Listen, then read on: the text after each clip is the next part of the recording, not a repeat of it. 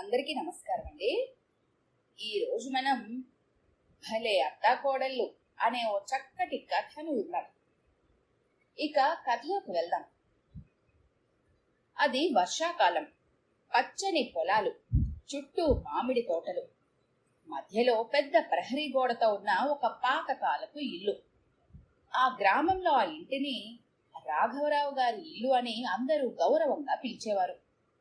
ఆ ఇల్లు సంపద వల్ల కాదు, ఆ ఇంట్లో ఉండే మనుషుల వల్ల పేరు తెచ్చుకుంది. రాఘవరావు రిటైర్డ్ హెడ్ మాస్టర్, నిజాయితీకి మారుపేరు. ఆయన భార్య సీతమ్మ ఎక్కువగా చదువుకోలేదు, కానీ ఆమె సమయస్ఫూర్తి గురించి మాత్రం గ్రామంలో అందరూ గొప్పగా చెప్పుకునేవారు. ఎవరికైనా ఏదైనా సమస్య వస్తే ముందు సీతమ్మని అడుగు అనేవారు. ఎందుకంటే ఆమె ఎప్పుడూ తొందరపడేది కాదు. ముందు పరిస్థితిని గమనించేది, తర్వాత నిర్ణయం తీసుకునేది. వాళ్ల కొడుకు కిరణ్ సివిల్ ఇంజనీర్, నగరంలో ఉద్యోగం చేస్తూ ప్రేమించి పెళ్లి చేసుకున్నాడు మేఘనను. మొదట్లో గ్రామంలో కొందరు అనుకున్నారు, సిటీ అమ్మాయి పల్లెటూరింట్లో ఎలా ఉంటుంది అని. కాని 6 నెలల్లోనే మేఘన అందరి మనసులు గెలుచుకుంది. ఉదయం అత్తగారితో కలిసి వంట చేస్తుంది, మామయ్యతో కలిసి తోటలో మొక్కలు నాటేది, సాయంత్రం గ్రామంలోని పిల్లలకు ఉచితంగా చదువు చెప్పేది. అందుకే గ్రామంలో వాళ్ళు ఇలా చెప్పుకునేవారు, రాఘవరావు గారికి కోడలు కాదు, ఇంకో కూతురే వచ్చింది. మేఘన నవ్వుతూ ఉండే అమ్మాయి, ఎప్పుడూ కోపం చూపించేది కాదు. ఎవరైనా గొడవ పెట్టినా నవ్వుతూ మాట్లాడేది. కానీ ఆమె జీవితంలో ఒక విషయం మాత్రం ఆ ఇంట్లో ఎవ్వరికీ తెలీదు. పెళ్లికి ముందు ఆమె జాతీయ స్థాయి కరాటే ఛాంపియన్, బ్లాక్ బెల్ట్, రాష్ట్ర స్థాయిలో ఎన్నో పథకాలు. కానీ పెళ్ళైన తర్వాత ఆ విషయాన్ని ఎవరికీ చెప్పలేదు. ఒకసారి కిరణ్ అడిగాడు, నీ మెడల్స్ ఎందుకు తీసుకురాలేదు? మేఘన నవ్వుతూ అంది, గెలిచిన మెడల్స్ ను గోడకు వేలాడదీయడం కంటే మనుషుల మనసుల్లో చోటు సంపాదించడం నాకిష్టం. ఆ మాట విని కిరణ్ గర్వంగా నవ్వుకున్నాడు. మరుసటి రోజు రాఘవరావు, కిరణ్ ఇద్దరూ విజయవాడలో తమ బంధువుల పెళ్లికి బయలుదేరారు. వెళ్లే ముందు రాఘవరావు నవ్వుతూ అన్నాడు, సీత, రేపు సాయంత్రానికల్లా వచ్చేస్తాము, ఇంటి తాళాలు జాగ్రత్త. సరేనండి అంది సీతమ్మ. కిరణ్ మేఘన వైపు తిరిగి, రాత్రులు తలుపులవి జాగ్రత్తగా వేసుకొని పడుకోండి. సరే అని నవ్వింది మేఘన.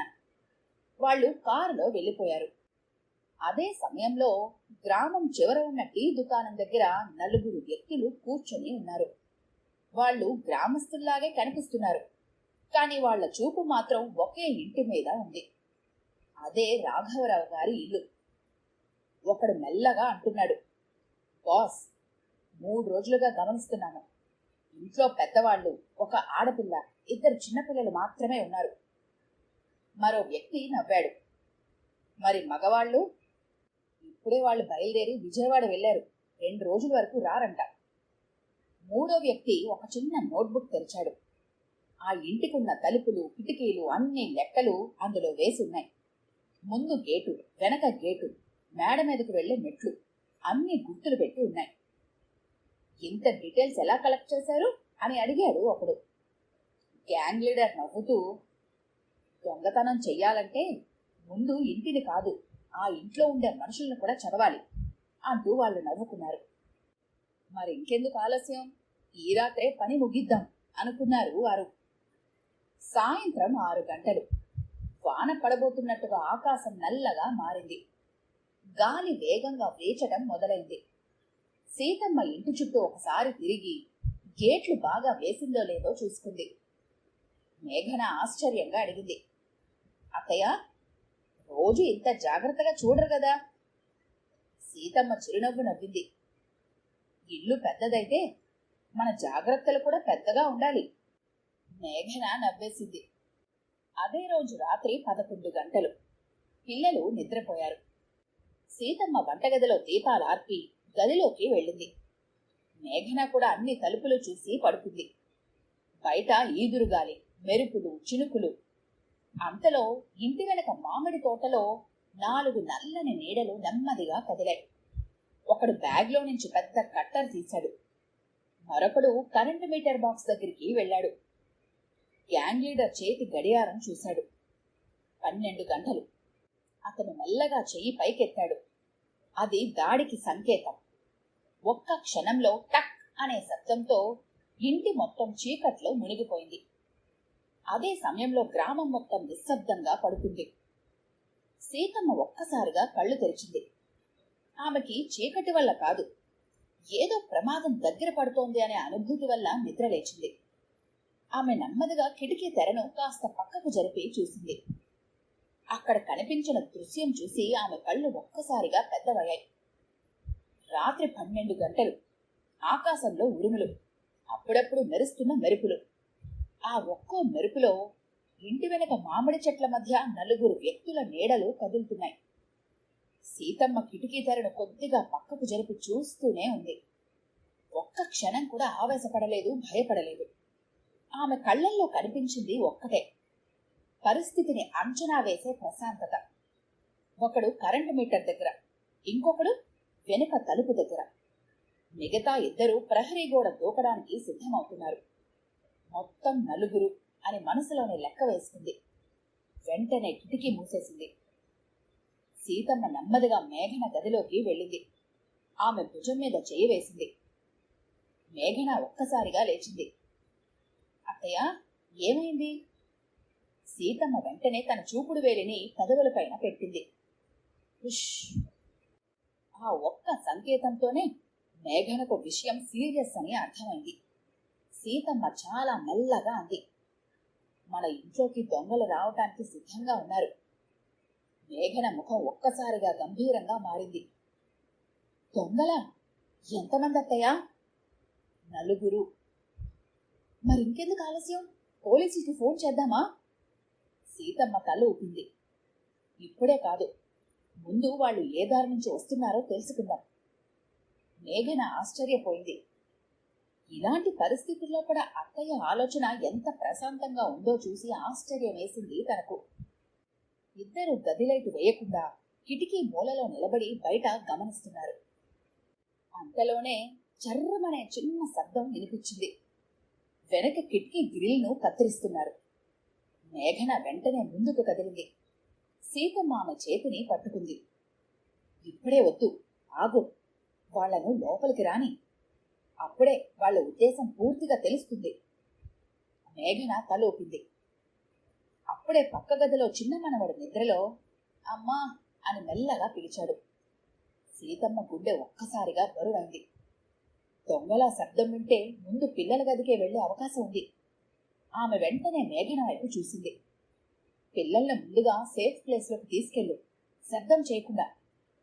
మేఘన నెమ్మదిగా పిల్లల గదిలోకి వెళ్ళింది. 2 నిద్రలేపి, బంగారాలు, ఇది ఒక ఆట. ఎవరు ఒక్క మాట కూడా మాట్లాడకుండా అమ్మ వెంటొస్తారో వాళ్లే గెలుస్తారు. పాపం పిల్లలు అమాయకంగా తలూటారు. వాళ్ళిద్దరినీ తీసుకొని ఇంటి వెనుక ఉన్న చిన్న స్టోర్ రూంలోకి తీసుకెళ్ళింది. ఆ గది గురించి గ్రామంలో చాలా మందికి కూడా తెలీదు. పాత ఇంటి నిర్మాణంలో ధాన్యం నిల్వ చేసుకునే రహస్య గది అది. లోపల నీళ్లు, కొన్ని బిస్కెట్లు, ఒక చిన్న బ్యాటరీ లైట్ కూడా ఉన్నాయి. అమ్మ వెంటనే వస్తుంది అని చెప్పి తలుపులు మెల్లగా మూసేసింది. అత్తగారి ప్లాన్ మొదలైంది. మేఘన తిరిగొచ్చేసరికి సీతమ్మ వంటగదిలో ఉంది. అత్తయ్య, ఏం చేస్తున్నారు? సీతమ్మ నవ్వింది. వాళ్ళు ఇంట్లోకి రావటానికి ప్లాన్ చేసుకున్నారు. ఇప్పుడు మనం వాళ్ల కోసం ప్లాన్ చేద్దాం అని చెప్పి వంటగదిలోని స్టీల్ గిన్నెలను ఇంటి మధ్య హాల్లో కనిపించకుండా ఒక క్రమంలో అమర్చింది. అత్తగారు ఏం చేస్తున్నారో మేఘనకు అర్థం కాలేదు. ఇవన్నీ ఎక్కడెందుకు పెడుతున్నారు అత్తయ్య? చీకట్లో పరిగెత్తితే ఏ గిన్నెలు ఎక్కడ పెట్టామో మనకు తెలుస్తుంది. ఆ దొంగ వధవలకు తెలియదు కదా. ఒక్క గిన్నె తగిలినా వాళ్ళు ఎక్కడున్నారో మనకు తెలుస్తుంది. మేఘన చిరునవ్వు నవ్వింది. అత్తయ్య, మీ ఆలోచన అద్భుతంగా ఉంది. మేఘన వెంటనే తన ఫోన్ తీసుకుంది. కాని ఎవరికీ కాల్ చేయలేదు. అత్తయ్య, కాల్ చేస్తే వాళ్ళకి వినిపించొచ్చు. అదే నేను కూడా అనుకుంటున్నాను అంది సీతమ్మ. మేఘన వెంటనే తన ఫోన్లో ముందే సేవ్ చేసిన 112 ఎమర్జెన్సీ SOS బటన్ను 3 సార్లు నొక్కింది. ఆమె live location emergency control room కి వెళ్ళింది. అదే సమయంలో కిరణ్ రాఘవరావు ఫోన్లకు కూడా SOS అలర్ట్ చేరింది. వాళ్ళు విజయవాడలో ఉన్న వెంటనే స్థానిక పోలీస్ స్టేషన్ కు సమాచారం అందించారు. బయట గ్యాంగ్ లీడర్ మెల్లగా నవ్వాడు. కరెంటు లేదు, ఇంట్లో నుంచి చిన్న శబ్దం కూడా రావట్లేదు, అంటే అందరూ నిద్రలో ఉన్నారు, ఇక పని అయిపోయినట్టే. ఒకడు ఇనపరాడుతో వెనక కిటికీని మెల్లగా తెరిచాడు. నలుగురు ఒక్కొక్కరుగా ఇంట్లోకి అడుగుపెట్టారు. వాళ్ల ముఖాలకు నల్ల ముసుగులు, చేతుల్లో టార్చులు, ఇనప రాడ్లు, చిన్న కత్తులు. హాల్లోకి అడుగు పెట్టగానే గ్యాంగ్ లీడర్ చేతితో సంకేతం ఇచ్చాడు. ఎవ్వరూ శబ్దం చెయ్యొద్దు. వాళ్ల ముందుకు కదులుతూ ఉండగా సీతమ్మ, మేఘన పై అంతస్తు మెట్ల నీడలో నుంచి వారిని గమనించారు.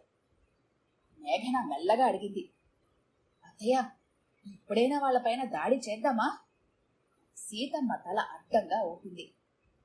లేదు లేదు, దొంగను పట్టుకోవటం కంటే దొంగలందరినీ ఒకే చోటుకు తీసుకురావటం తెలివి. మేఘన ఆశ్చర్యంగా అత్తయ్య వైపు చూసింది. అప్పుడే ఒక దొంగ మెల్లగా అన్నాడు, బాస్, బంగారం అది ఎక్కడ ఉంటుందంటారు? గ్యాంగ్ లీడర్ చిరునవ్వు నవ్వాడు. ఇది వృద్ధ దంపతుల ఇల్లురా, పాతకాలపు బంగారం ఖచ్చితంగా ఉంటుంది. నేరుగా బెడ్రూమ్కి వెళ్దాం. అతని ముందుకు అడుగు వేయబోతుండగా ఇంటి లోపల నుంచి సీతమ్మ ఉద్దేశపూర్వకంగా గట్టిగా మాట్లాడింది. మేఘనా, రోజులు అసలే బాలేవు. గ్రామంలో దొంగలు తిరుగుతున్నారని అందరూ అనుకుంటున్నారు. ఇంట్లో ఉన్న బంగారం మొత్తం తీసుకొని లోపల పూజగది వెనుక ఉన్న ఇనప పెట్టెలో పెట్టమన్నాను, పెట్టేశావా? ఆ మాట దొంగల చెవుల్లో స్పష్టంగా పడింది. గ్యాంగ్ లీడర్ ముఖం పైన పెద్ద నవ్వు విరిసింది. చూసారా, అదృష్టం మనవైపే ఉంది. బంగారం ఎక్కడుందో వాళ్లే మాట్లాడుకుంటున్నారు అని నలుగురిని పూజగది వైపు తీసుకెళ్లాడు. కాని పాపం వాళ్లకు తెలియలేదు, సీతమ్మ చెప్పిన ప్రతి మాట వాళ్లను నేరుగా ఒక ఉచ్చులోకి నడిపిస్తోంది అని. పూజగది వైపు నలుగురు దొంగలు నెమ్మదిగా అడుగులు వేస్తున్నారు. వాళ్ల చేతుల్లో టార్చుల వెలుగు, కళ్లల్లో మాత్రం కోట్ల రూపాయల బంగారు దొరుకుతుందనే ఆశ. ఇంతలో గ్యాంగ్ లో ఒకడు మెల్లగా అన్నాడు, బాస్, నాకేదో అనుమానంగా ఉంది. రాత్రి 12 గంటలకు ఎవరైనా బంగారం గురించి మాట్లాడుకుంటారా? ఇదేదో తేడాగా ఉంది బాస్. ఇంతలో గ్యాంగ్ లీడర్ మెల్లగా, రే, ఇక్కడ ఇంట్లో ఉన్నది కేవలం 2 ఆడవాళ్ళు మాత్రమే. అందులో ఒకటి 60 ఏళ్లు పైబడ్డ ముసల్ది. వాళ్ళకంత ఆలోచన ఎక్కడ ఏడిస్తుంది? ముందు అందరూ పదండి, ఎవ్వరూ తొందరపడద్దు. ముందు ఆ ఎనపెట్టి కనిపెట్టండి. బంగారం తీసుకున్నాక ఎవరైనా అడ్డొస్తే అప్పుడు చూద్దాం. అందరూ తలలూపారు. పై అంతస్తు మెట్ల దగ్గర సీతమ్మ, మేఘన ఇద్దరు నిలబడి ఉన్నారు. మేఘన మెల్లగా అడిగింది, అత్తయ్య, ఆ పూజగది వెనక నిజంగానే ఇనపెట్టి ఉందా? సీతమ్మ చిన్నగా నవ్వింది. ఉంది, కానీ అందులో బంగారం లేదు. పాత ఇనప వ్యవసాయ పరికరాలు, బరువైన ఇనప గొలుసులు, ఏదో వాళ్ళని డైవర్ట్ చేయటానికి. వాళ్ళవన్నీ తెరిచే లోపు మనకి కావలసిన సమయం దొరుకుతుంది. ఇంతలో పోలీసులు కూడా వస్తారు. మేఘనకు అత్తయ్య తెలివి చూసి ఆశ్చర్యం వేసింది. పూజగదిలోకి వెళ్లిన దొంగలు గోడ వెనక దాచిన ఇనపెట్టెను కనుగొన్నారు. బాస్, దొరికింది. నలుగురు కలిసి పెట్టెను బయటకి లాగారు. తాళం పగలగొట్టారు. గ్యాంగ్ లీడర్ ఆతృతగా మూత తెరిచాడు. లోపల పాత ఇనుప పనిముట్లు, కొన్ని గొలుసులు, పాత వ్యవసాయ పరికరాలు.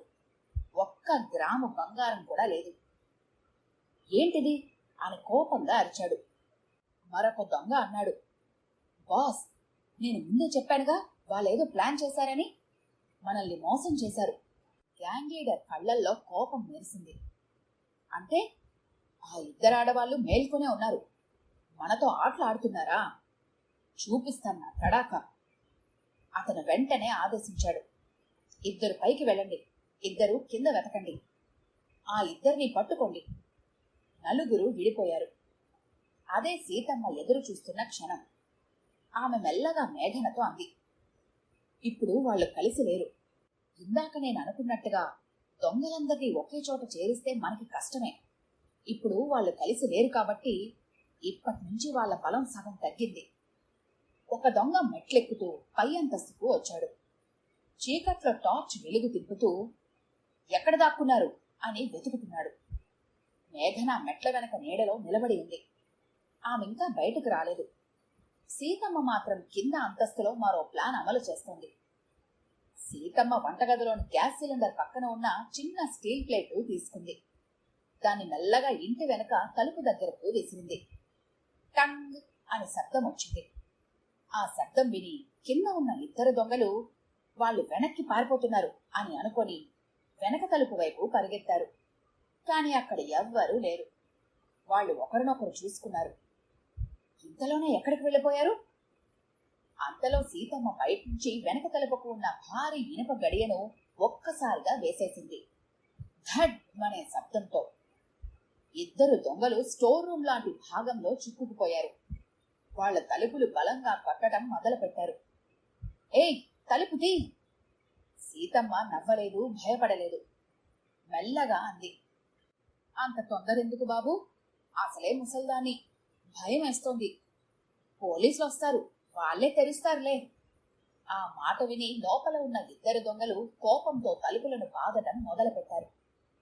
పై అంతస్తులో ఒక దొంగ చివరకు మేఘనను చూసేశాడు. అక్కడున్నావా అని అరుస్తూ ఇనుపరాడ్డుతో ఆమె వైపు దూసుకొచ్చాడు.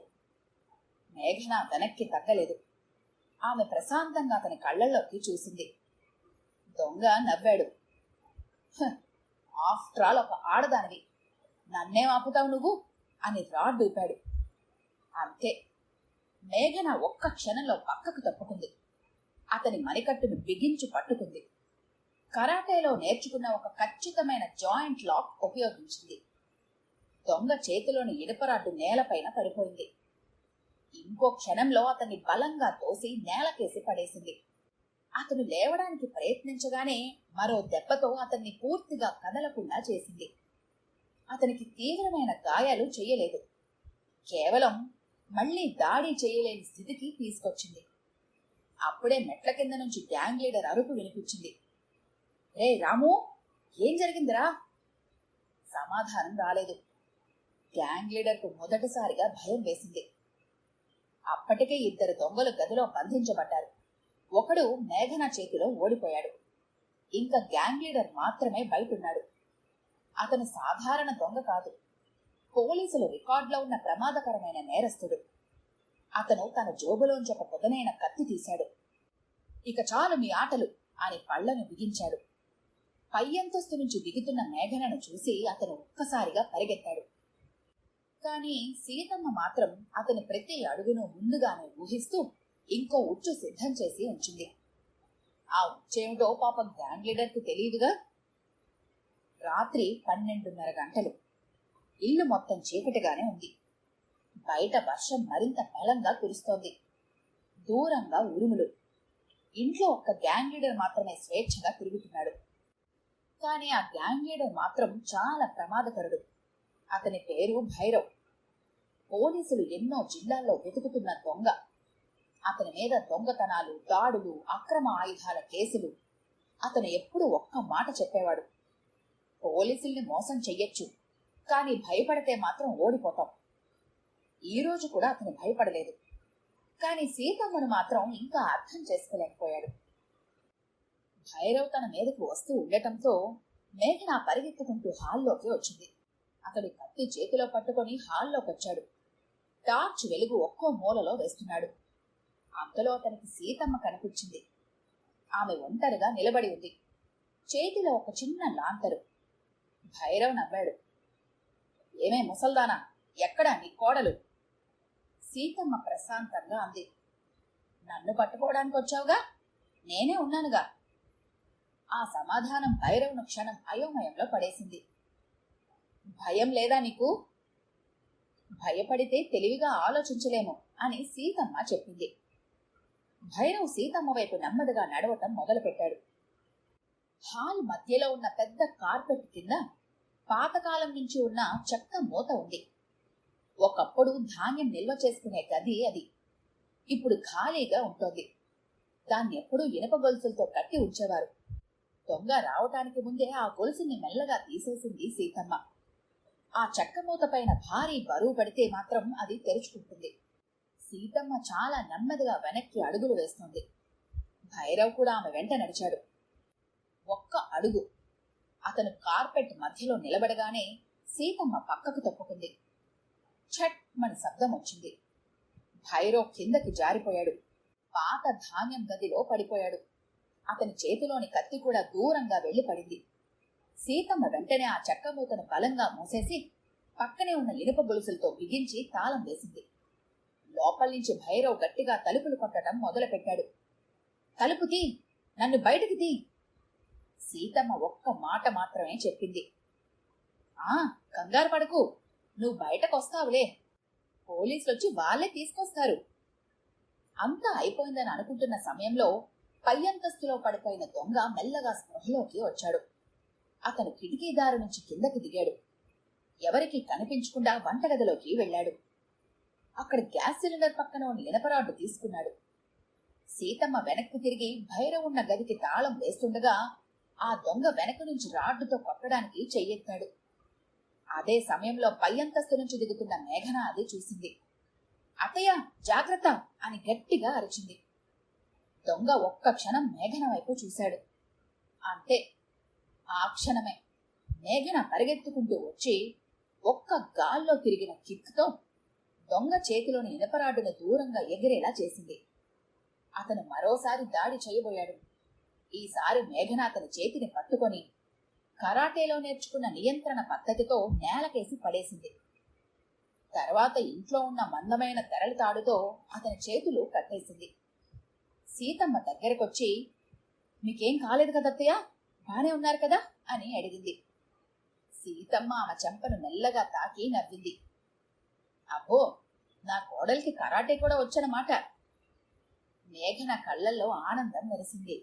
ఇంతలో దూరంగా పోలీస్ వాహనాల సైరన్ వినిపించింది. భైరవ్ ముఖం ఒక్కసారిగా మారిపోయింది. పోలీసులా? ఇంత త్వరగా ఎలా వచ్చారు? సీతమ్మ చిరునవ్వుతో అంది. రే, మేము ఆఫ్టర్ ఆల్ ఆడవాళ్ళం కదా, పోలీసుల కోసం ముందే ఏర్పాట్లు చేసుకున్నాంరా. మీరు ఇంట్లోకి రాకముందే పోలీసులకి ఇన్ఫర్మేషన్ వెళ్ళింది. కొన్ని క్షణాల్లో గ్రామస్తులు కూడా కర్రలు పట్టుకుని ఇంటి ముందుకు చేరుకున్నారు. సర్కిల్ ఇన్స్పెక్టర్ శ్రీనివాస్ నలుగురు కానిస్టేబుళ్లతో ఇంట్లోకి అడుగుపెట్టాడు. హాల్లో ఒక దొంగ చేతులు కట్టేసిన్నాడు. స్టోర్ రూమ్ లో ఇద్దరు బయటికి రావటానికి తలుపులు బాదుతున్నారు. ముందు వాళ్లను బయటకు తీసి అరెస్ట్ చేయండి అని ఇన్స్పెక్టర్ ఆదేశించాడు. కానిస్టేబుల్ వాళ్లను అదుపులోకి తీసుకున్నారు. ఇంకొకడెక్కడా అని ఇన్స్పెక్టర్ అడిగాడు సీతమ్మను. హాల్ మధ్యలో ఉన్న పాత చెక్కమూత వైపు చూపించింది. కింద అంది ప్రశాంతంగా. ఇన్స్పెక్టర్ ఆశ్చర్యపోయాడు. కింద? చెక్కమూత తీసి చూడగానే భైరవ్ పైకి చూస్తూ కోపంతో పళ్లను కొరుకుతున్నాడు. బయటికి తీయండి అని కానిస్టేబుళ్లు సిద్ధమయ్యారు. కానిస్టేబుళ్లు గొలుసు విప్పి అతని పైకి లాగబోతుండగా భైరవ్ ఒక్కసారిగా తన చొక్కా లోపల దాచుకున్న చిన్న ఫోల్డింగ్ కత్తి బయటకు తీశాడు. ఎవరూ ఊహించని వేగంతో పక్కనున్న కానిస్టేబుల్ ని తోసేశాడు. పోలీసులు వచ్చారనే ధైర్యంతో మేఘన కూడా పిల్లల్ని అప్పుడే బయటకు తీసుకొచ్చింది. ఇంతలోనే అక్కడ దొంగ చేస్తున్న బీభత్సం చూసి అందరూ షాక్ అయ్యారు. అతను పరిగెత్తుకుంటూ చిన్న మనవరాలు నిలబడి ఉన్న దిశగా వెళ్ళాడు. పాప భయంతో ఏడవటం మొదలుపెట్టింది. భైరవ్ ఆమెను పట్టుకుని కత్తి చూపిస్తూ అరిచాడు. ఎవరూ దగ్గరికి రావద్దు, లేకపోతే ఈ పాపకు ప్రమాదం. ఆ మాటలతో అందరి గుండెలు ఆగినట్టయ్యాయి. పోలీసులు తుపాకులు గురిపెట్టారు. కాని పాపకు ప్రమాదమని ఇన్స్పెక్టర్ మెల్లగా అన్నాడు. ఎవరూ కదలద్దు. మేఘన ముందుకు రావాలి అనుకుంది. సీతమ్మ ఆమె చేతిని పట్టుకుని ఆపింది. మేఘన ఆశ్చర్యంగా చూసింది. అత్తయ్య, పాప. సీతమ్మ నెమ్మదిగా అంది. భయపడుతున్న మనిషి ఖచ్చితంగా తప్పు చేస్తాడు. ఇప్పుడు వాడు కూడా అదే చేయబోతున్నాడు. ఆగు. మేఘన అత్తయ్య కళ్ళల్లోకి చూసింది. ఆ కళ్ళల్లో భయం లేదు, నమ్మకం మాత్రమే ఉంది. భైరవ్ వెనక్కి వెనక్కి నడుస్తున్నాడు. అతని చూపు మాత్రం పోలీసుల మీదే ఉంది. కాని అతనికి తెలియందేమంటే అతని వెనకాల నేలపైన వర్షంలో తడిసిన పెద్ద పీతల చెంబు పడి ఉంది. అది సీతమ్మ కొద్దిసేపటి క్రితమే అక్కడ ఉంచింది. భైరవ్ వెనక్కి మరో అడుగు వేశాడు. చర్రమని అతని కాలు జారింది. అంతే, అతడి చేతిలోని కత్తి కొద్దిగా కిందకొచ్చింది. అదే సమయంలో సీతమ్మ గట్టిగా అరిచింది, మేఘన, ఇప్పుడే! మేఘన మెరుపు వేగంతో ముందుకు దూకింది. మొదట పాపను భైరవ్ చేతి నుంచి సురక్షితంగా లాగేసింది. ఆ తర్వాత అతను మళ్లీ కత్తి ఎత్తేలోపే అతని మణికట్టుపైన ఖచ్చితమైన కరాటే బ్లాక్ చేసింది. కత్తి నేలపైన పడింది. భైరవ్ పంచి విసిరాడు. మేఘన దాన్ని తప్పించుకొని అతని మెడపైన గురి చూసి ఒక్కటే షాట్. అతను నేలపైన బలంగా పడిపోయాడు. అప్పటికే 4 కానిస్టేబుళ్లు అతని పైన పడిపోయి చేతులకు బేడీలు వేశారు. భైరవ్ కోపంతో, ఒక ఆడదాని చేతిలో ఓడిపోయానా అని అరిచాడు. మేఘన ప్రశాంతంగా అంది, నువ్వు ఒక ఆడదాని చేతిలో కాదు, ఒక కుటుంబం ఐక్యత ముందు ఓడిపోయావు. ఇన్స్పెక్టర్ ఇంటి చుట్టూ ఒకసారి చూశాడు. ప్రతి ఉచ్చు, ప్రతి నిర్ణయం, ప్రతి కదలిక అతనికి ఆశ్చర్యం కలిగించింది. ఇవన్నీ ఎవరి ఆలోచన అని అడిగాడు. సీతమ్మ, మా ఇద్దరి ఆలోచనే అని నవ్వింది. మేఘన వెంటనే అంది, అత్తయ్య తెలివి లేకపోతే నేనేమీ చెయ్యలేకపోయేదాన్ని. సీతమ్మ కూడా నవ్వుతూ, మేఘన ధైర్యం లేకపోతే నా ప్లాన్లన్నీ కాగితాల మీదనే ఉండిపోయేవి. ఇన్స్పెక్టర్ చిరునవ్వు నవ్వాడు. ఈ రోజు పోలీసులకు కూడా ఒక పాఠం నేర్పించారు మీరు. అప్పుడే జిల్లా ఎస్పీ నుంచి ఇన్స్పెక్టర్కి ఫోన్ వచ్చింది. భైరవ్ ఫోటో చూసిన వెంటనే ఎస్పీ ఆశ్చర్యపోయాడు. ఏమన్నారు సార్ అని ఇన్స్పెక్టర్ అడిగాడు. ఫోన్ పెట్టిన తర్వాత అతను సీతమ్మ, మేఘన వైపు తిరిగి అన్నాడు, మీకు తెలుసా మీరు ఎవరిని పట్టించారో? ఈ వ్యక్తి సాధారణ దొంగ కాదు. 2 రాష్ట్రాల్లో పోలీసులకు తలనొప్పిగా మారిన అంతర్రాష్ట్ర దొంగల ముఠా నాయకుడు. గత 2 ఏళ్లుగా చాలా పెద్ద దొంగతనాలు చేసి ప్రతిసారి తప్పించుకున్నాడు. అతన్ని పట్టుకోవడానికి ప్రత్యేక బృందాలు పనిచేస్తున్నాయి. ఆ మాట విని అక్కడున్న గ్రామస్తులంతా ఆశ్చర్యపోయారు. ఇన్స్పెక్టర్ గౌరవంగా సీతమ్మ, మేఘనలకు సెల్యూట్ చేశాడు. రాత్రంతా వర్షం కురిసిన ఆ గ్రామం ఉదయం మాత్రం పండుగ వాతావరణంలో కనిపించింది. రాఘవరావు గారి ఇంటి ముందు పోలీస్ వాహనాలు, మీడియా వాహనాలు, గ్రామస్తుల రద్దీ. నిన్న రాత్రి జరిగిన విషయం ఒక గ్రామంలో జరిగిన దొంగతనం ప్రయత్నం మాత్రమే కాదు, 2 మహిళల అసాధారణ ధైర్యం, సమయస్ఫూర్తి గురించి దేశం మొత్తం మాట్లాడుకునే వార్తగా మారింది. విజయవాడలో ఉన్న కిరణ్, రాఘవరావు వార్త తెలుసుకున్న వెంటనే గ్రామానికి బయలుదేరారు. ఇంటి ముందు పోలీసులను చూసి కిరణ్ గుండె వేగంగా కొట్టుకుంది. మేఘన అని పరిగెత్తుకుంటూ లోపలికి వెళ్ళాడు. మేఘన క్షేమంగా ఉండటం చూసి ఆమె చేతులు గట్టిగా పట్టుకున్నాడు. నీకేమీ కాలేదు కదా? మేఘన నవ్వింది. ఆ నవ్వు వెనక రాత్రంతా జరిగిన పోరాటం కనిపిస్తోంది. రాఘవరావు సీతమ్మ దగ్గరకు వెళ్ళి, నీకేమైనా గాయాలయ్యాయా సీత అని అడిగాడు. సీతమ్మ నవ్వుతూ, నాకేమీ కాదు, మన ఇంటికి కూడా ఏమీ కాలేదు. రాఘవరావు ఒక్క క్షణం ఆమె వైపు చూస్తూ నిలబడ్డాడు. తన జీవితంలో ఎన్నో సమస్యలు చూశాడు, కానీ ఈ రోజు తన భార్యను చూసి గర్వంతో కళ్లల్లో నీళ్లొచ్చాయి. కొద్దిసేపటికి టీవీ ఛానల్ రిపోర్టర్లు వచ్చారు. మేడం, మీకు భయం వేయలేదా అని ఒక రిపోర్టర్ సీతమ్మను అడిగాడు. సీతమ్మ చిరునవ్వు నవ్వింది. ప్రతి మనుషులోనూ భయం అనేది ఉంటుంది, కానీ భయపడిపోయి చేతులెత్తేయడం కంటే ఆలోచించి అడుగు వేయటం ముఖ్యం. మరో రిపోర్టర్ మేఘన వైపు తిరిగాడు. మీకు కరాటే వచ్చని ఇంట్లో ఎవరికీ తెలియదట? మేఘన నవ్వింది. కరాటే నేర్చుకోవటం గొప్ప కాదు, దాన్ని ఎప్పుడు ఎలా ఉపయోగించాలో తెలుసుకోవటం గొప్ప. నేను దొంగలతో పోరాటానికి కాదు, నా కుటుంబాన్ని కాపాడటానికే పోరాడాను. ఆ మాటలు విన్న వారంతా చప్పట్లు కొట్టారు. 3 వారాల తర్వాత రాఘవరావు గారి ఇంటికి ఒక అధికారిక లేఖ వచ్చింది. తెలుగు రాష్ట్ర ప్రభుత్వ చిహ్నం ఉన్న కవర్. కిరణ్ ఆతృతగా తెరిచాడు. అందులో ఇలా ఉంది: స్వాతంత్ర దినోత్సవ వేడుకల సందర్భంగా అసాధారణ ధైర్య సాహసాలు ప్రదర్శించిన శ్రీమతి సీతమ్మ గారు, శ్రీమతి మేఘన గారికి రాష్ట్ర ప్రభుత్వం సత్కరించడానికి ఆహ్వానిస్తోంది. ఆ లేఖ చదవగానే ఇంట్లో ఆనందానికి అవధులు లేకుండా పోయాయి. ఆ రోజు ఆగస్టు 15. రాష్ట్ర రాజధాని వేలాది మంది సమక్షంలో భారీ వేడుకలు జరుగుతున్నాయి. వేదికపైన పోలీసు ఉన్నతాధికారులు, మంత్రులు, ప్రభుత్వ అధికారులు, చివరగా ముఖ్యమంత్రి వేదికపైకి వచ్చారు. వ్యాఖ్యాత ప్రకటించారు, ఈ ఏడాది రాష్ట్ర ధైర్య సాహస పురస్కారాన్ని అందుకుంటున్నవారు ఒక ప్రమాదకర అంతర్రాష్ట్ర దొంగల ముఠాను తమ సమయస్ఫూర్తి ధైర్యంతో పోలీసులకు పట్టించడంలో కీలక పాత్ర పోషించిన శ్రీమతి సీతమ్మ గారు, శ్రీమతి మేఘన గారు. సభ మొత్తం చప్పట్లతో మారుమ్రోగిపోయింది.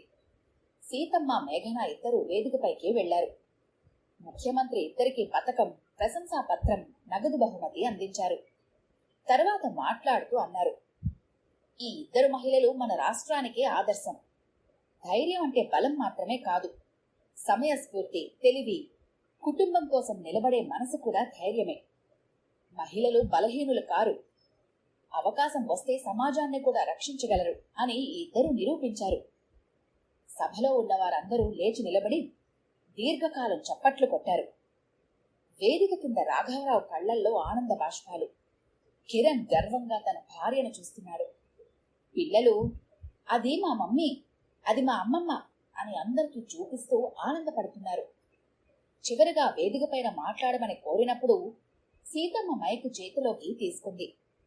కొన్ని క్షణాలు సభ వైపు చూసింది. ఆ తర్వాత ప్రశాంతంగా మాట్లాడటం ప్రారంభించింది. ఆడవాళ్లం కదా, మన వల్ల ఏమవుతుందని ఎప్పుడూ వెనకడుగు వేయకండి. మన శక్తి ఏంటో చాలాసార్లు మనకే తెలీదు. సమయం వచ్చినప్పుడు ధైర్యంగా నిలబడాలి, తెలివిగా ఆలోచించాలి, న్యాయం కోసం అడుగు వేయాలి. మన పురాణాల్లో మహిషాసురుడిని సంహరించిన దుర్గమ్మ కూడా ఒక స్త్రీనే. దుష్టశక్తులను నాశనం చేసిన చండికాదేవి కూడా ఒక స్త్రీనే. వాళ్ల బలం కేవలం ఆయుధాల్లోనే కాదు, వారి ధైర్యంలో, ఆత్మవిశ్వాసంలో, ధర్మం కోసం నిలబడే సంకల్పంలో ఉంది. అదే ధైర్యం ప్రతి మహిళలో ఉంటుంది. దాన్ని గుర్తించండి, అవసరం వచ్చినప్పుడు బయటకు తీసుకురండి.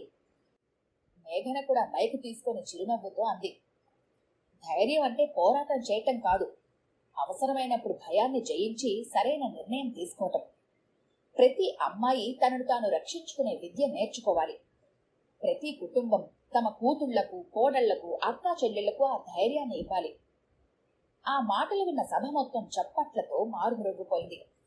ఆ చప్పట్ల మధ్య సీతమ్మ, మేఘన ఒకరినొకరు గర్వంగా చూసుకుని చిరునవ్వు నవ్వుకున్నారు. మహిళలంటే అబలలు కాదు, అవకాశం వస్తే తన కుటుంబాన్నే కాదు, సమాజాన్ని కూడా కాపాడగల శక్తి వారికి ఉంది. మీ శక్తిని ఎప్పుడూ తక్కువ అంచనా వేయకండి. ఆత్మవిశ్వాసం, ధైర్యం, సమయస్ఫూర్తి ఉంటే అసాధ్యం కానిది ఏదీ ఉండదు. ఇది ఒక కుటుంబ కథ మాత్రమే కాదు, ఈ కథ ప్రతి మహిళలో నిద్రిస్తున్న ధైర్యానికి అంకితం.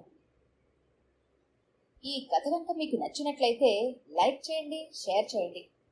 మరిన్ని ఇంట్రెస్టింగ్ కథల కోసం మా ఛానల్ని తప్పకుండా సబ్స్క్రైబ్ చేసుకోండి.